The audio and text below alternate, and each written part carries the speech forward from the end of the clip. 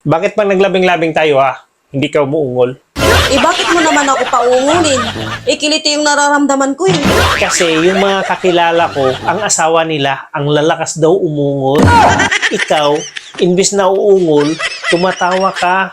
Huwag mo ikumpara ang sarili mo sa kanila. Eh, bakit naman? Malalaki yung sa kanila eh. Pangkiliti lang yung sa'yo.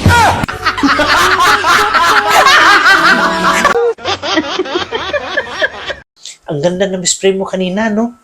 Oo, maganda talaga yun. Makinis, matangkad pa. Kung ako ang shoota nun, 5 round ang pinakamababa nun. Tuloy-tuloy yun. Walang pahingahan. Bunga nga lang naman ang malakas sa'yo. Pututoy mo naman, mahina. Bakit? Paano mo nasabi?